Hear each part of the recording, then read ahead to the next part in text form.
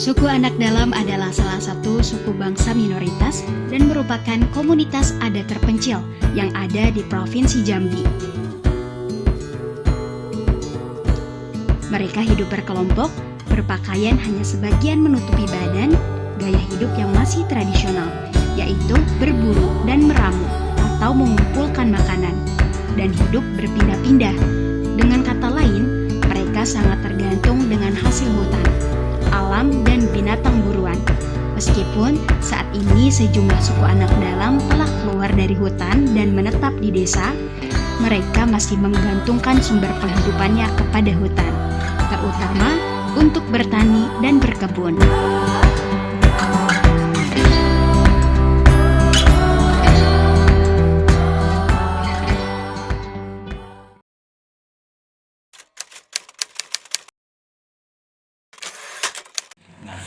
Ini sebagai gambaran saja sebagai kawasan Bukit 12 di Jambi ada 4 taman nasional, Bapak Ibu. Satu Berbak, ya Berbak di pantai timur ya. Ke arah Riau di sini ada Bukit 30 Pak, Taman Nasional Bukit 30. Kemudian ke arah Sumber ada Taman Nasional Kerinci Sebelat. Dan Bukit 12 berada di tengah-tengah Provinsi Jambi sebenarnya. Jadi ada 4. Kalau teman-teman dari Universitas Ibnu Khaldun mau penelitian di Jambi sangat lengkap sebenarnya. Dari mulai pantai sampai gunung sampai ke lembah ada Pak Ibu. Jadi mungkin kalau misalnya dari Ibnu Khaldun tertarik dengan kawasan hutan, saya kira Jambi lengkap lah untuk kalau misalnya memang bisa jadi konsorsium besar gitu ya. Tidak hanya, tapi kalau misalnya mau ke sosialnya saja, fokus ke suku anak dalam, ya memang secara populasi paling banyak di kita, tapi kan seluruh Jambi juga ada gitu. Di Bukit 30 juga ada suku anak dalam, selain juga Talang Mama ya.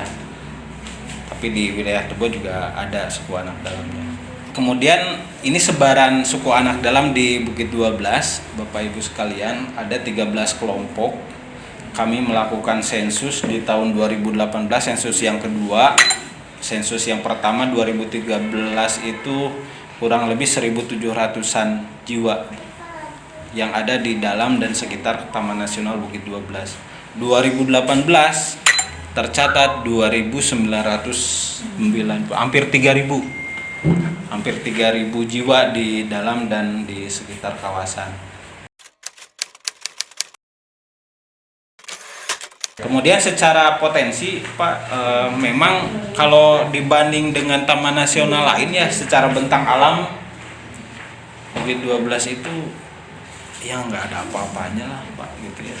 Jadi mungkin kalau misalnya Bapak Ibu pernah berkunjung ke Gede Pangrango, ke Gunung Halimun, dengan harapan kalau ke Gunung Gede Pangrango, waduh air terjunnya juga indah, kemudian pemandangannya juga indah. Bukit 12 itu ya dibilang potensi wisatanya mah nggak ada lah gitu.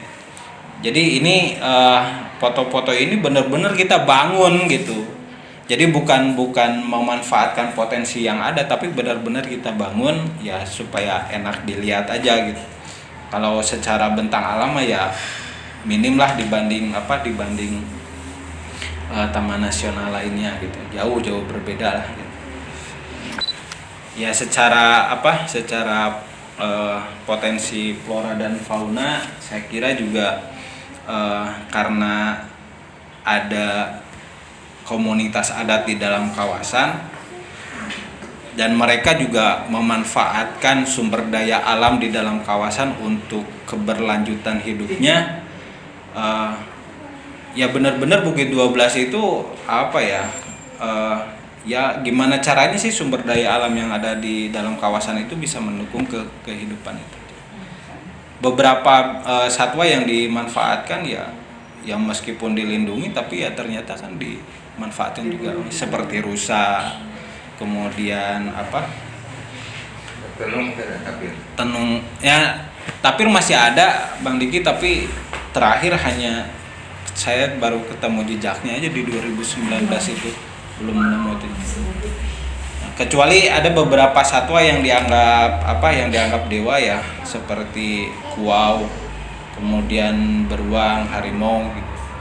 tidak di ini ya, tidak siamang, tidak mereka makan gitu. Tapi kalau monyet seperti lutung ya kadang-kadang mereka tembak juga gitu. Sebenarnya kuau juga ya kalau mereka tidak boleh menembak kuau itu pada saat lagi musim buah atau bunga aja.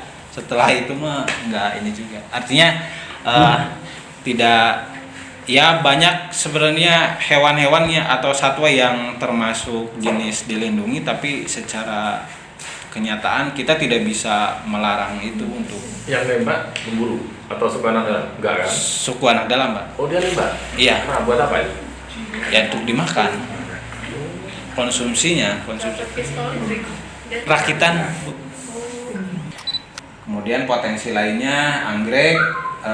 Anggrek di sini juga ada di belakang kantor demplotnya. Kemudian di setiap resort kalau sudah ada juga demplot anggreknya. Kemudian Anggrek tanah ya? Ini bukan, Pak. Oh yang itu? Ya kalau ini ya anggrek tanah. Kemudian kalau ini kantong semar. Nah kalau ini buah-buahan.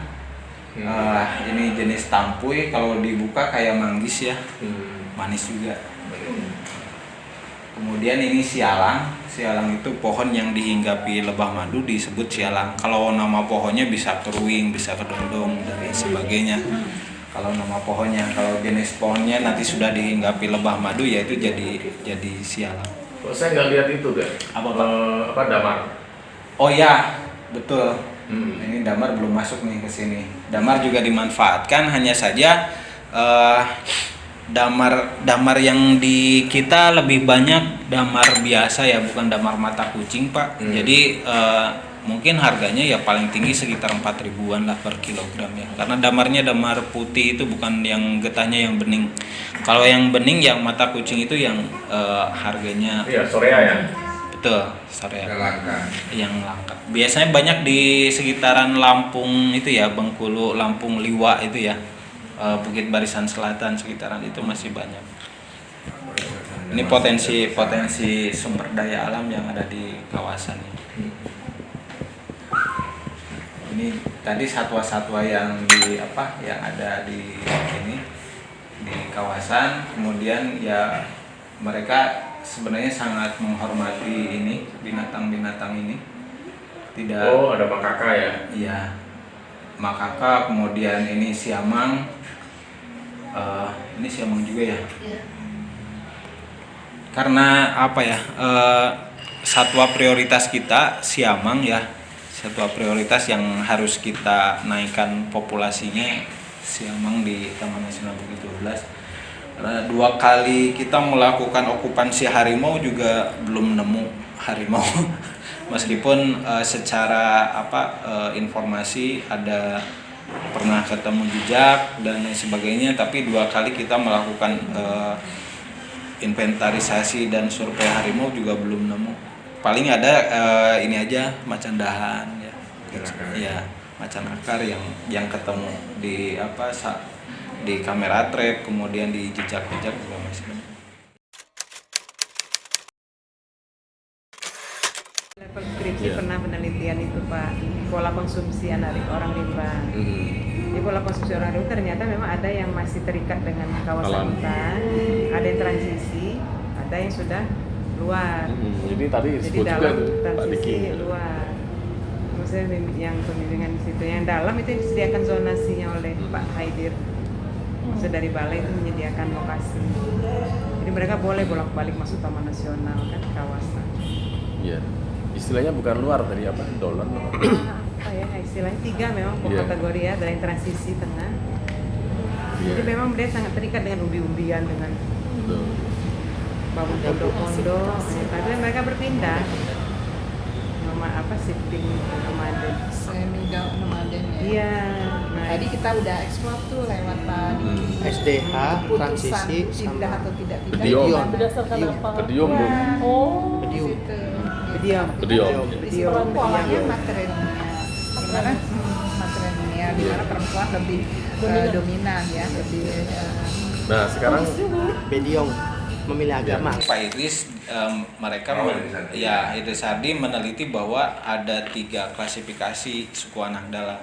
ada yang masih di luar, ada transisi, dan ada yang sudah menetap di luar.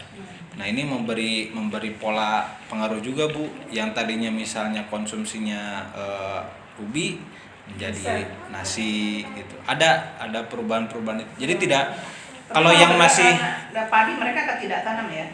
pernah ada juga yang nanam padi. Padi gogo ya. Iya, padi huma ya, padi ladang. Ada juga yang pernah nanam itu, tapi ya sekarang mungkin mereka lebih ini nasi ya.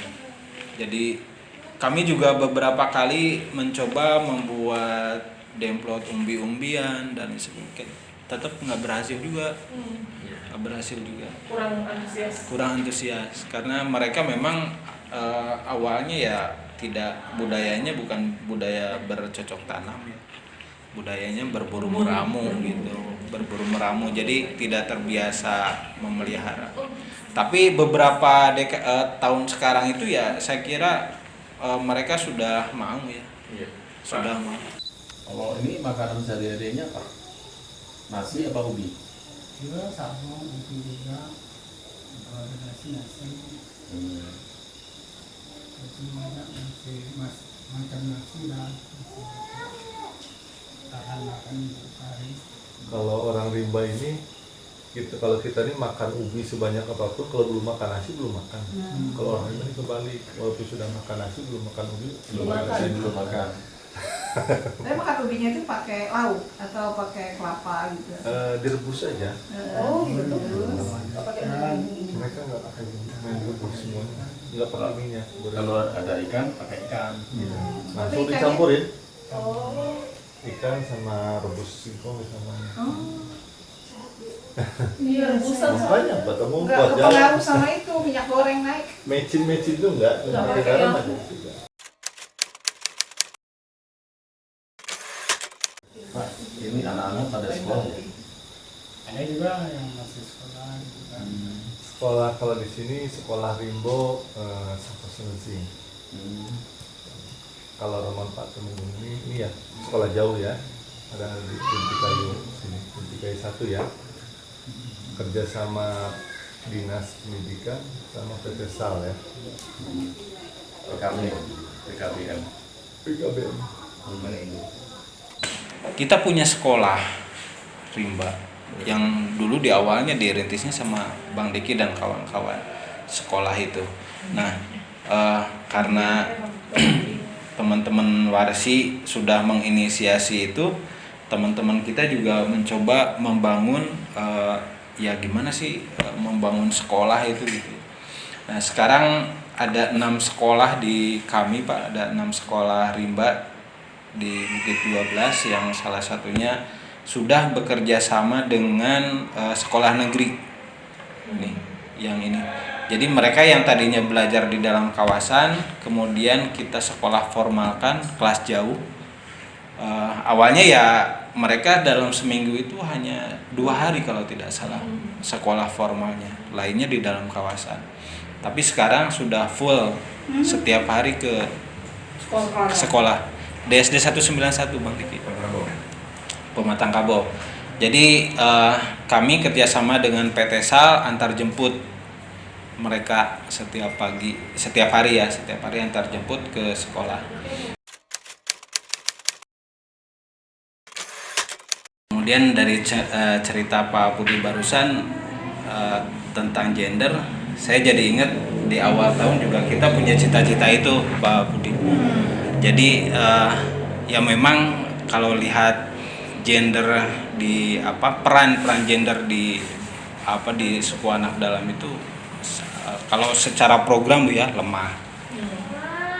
Kalau secara program kita ya umumnya, mungkin teman-teman Warsi juga sama. Karena apa ya? Perempuan di sana itu diprotek gitu. Jadi bahkan kita kalau laki-laki juga kalau misalnya itu ada pantangan adat ya Bang Diki ya, sehingga yang harus mendekati ya perempuan juga gitu.